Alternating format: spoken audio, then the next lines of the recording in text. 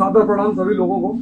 जैसा कि मनीष सर ने कहा कि आप हमें जिम्मेदारी दे रहे हैं पट दिन, तो सबसे पहले मैं आप लोगों से कह दूं कि आपने हमें टीवी वीडियो में बहुत देखा और सेलिब्रिटी के रूप में देखा। अब मैं आपका जनप्रतिनिधि हूं, कोई सेलिब्रिटी नहीं हूं।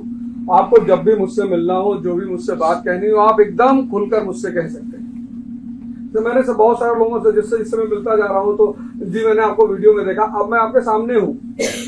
अब वीडियो में देखने की कोई जरूरत नहीं है। दिल्ली में ही मेरे 7 IAS ऑफिसर हैं पिछले 25 साल की अपने शिक्षा कैरियर में। मगर अगर सिर्फ IAS ऑफिसरों को देखूं तो मेरे पास हिंदुस्तान में 1300 IAS ऑफिसर है, मतलब सिर्फ IAS ऑफिसर। बाकी तो IRS और IPS इनकी तो मैंने कभी अपना वो गिनती ही नहीं की। और शिक्षा एक ऐसी चीज है जो किसी भी समाज, आप जब भी किसी समाज का इतिहास पढ़ेंगे तो आप आज ही देखिए दुनिया में जितने देश परेशान हैं उनकी शिक्षा व्यवस्था ही परेशान है। आप कोई ऐसा मुल्क नहीं पाएंगे जहां शिक्षा व्यवस्था अच्छी हो और मुल्क परेशान, तो संभावना ही नहीं है। क्योंकि शिक्षा का संबंध आदमी के मन से है। जानवर जो है वो ट्रेन किया जा सकता है, उसको शिक्षा नहीं दी जा सकती।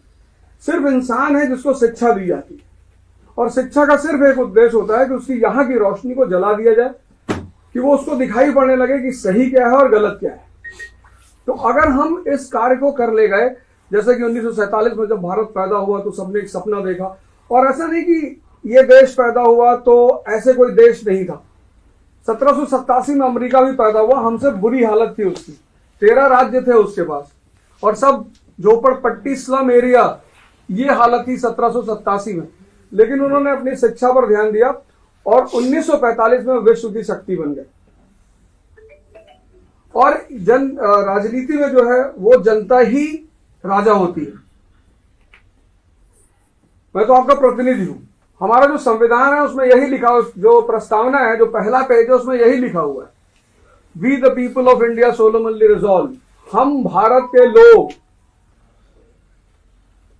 तो ये जो आप बैठे हैं, इस देश के असली राजा आप हैं। सत्ता आपको दी गई है और आपको इस सत्ता के साथ यह अधिकार दिया गया है कि आप जिनको चाहें उसका अपना प्रतिनिधि चुन सकते हैं।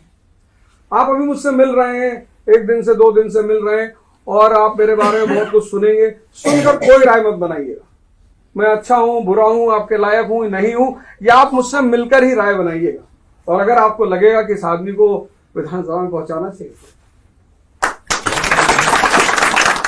सादर प्रणाम सभी लोगों को। जैसा कि मनीष सर ने कहा कि आप हमें जिम्मेदारी दे रहे हैं पट दिन, तो सबसे पहले मैं आप लोगों से कह दूं कि आपने हमें टीवी वीडियो में बहुत देखा और सेलिब्रिटी के रूप में देखा। अब मैं आपका जनप्रतिनिधि हूं, कोई सेलिब्रिटी नहीं हूं। आपको जब भी मुझसे मिलना हो, जो भी मुझसे बात कहनी हो, आप एकदम खुलकर मुझसे कह सकते हैं। तो मैंने से बहुत सारे लोगों से जिससे मैं मिलता जा रहा हूं, तो जी मैंने आपको वीडियो में देखा, अब मैं आपके सामने हूं।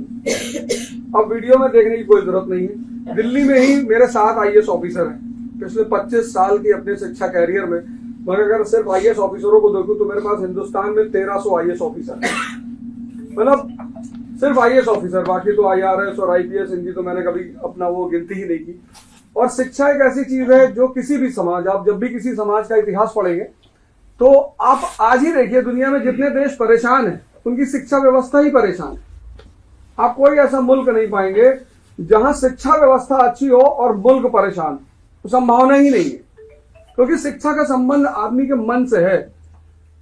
जानवर जो है वो ट्रेन किया जा सकता है, उसको शिक्षा नहीं दी जा सकती। सिर्फ इंसान है जिसको शिक्षा दी जाती है।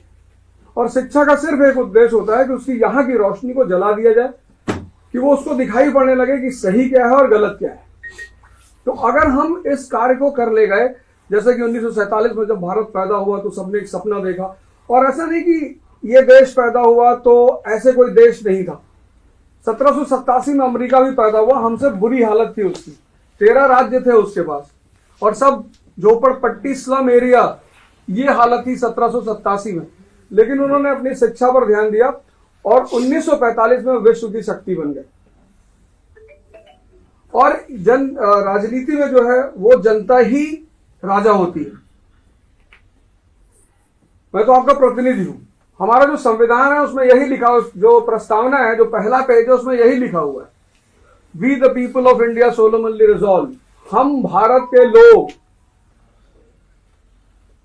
तो ये जो आप बैठे हैं, इस देश के असली राजा आप हैं। सत्ता आपको दी गई है और आपको इस सत्ता के साथ यह अधिकार दिया गया है कि आप जिनको चाहें उसका अपना प्रतिनिधि चुन सकते हैं।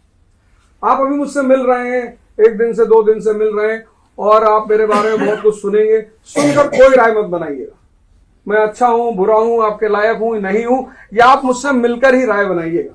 और अगर आपको लगेगा कि इस आदमी को विधानसभा में पहुंचाना चाहिए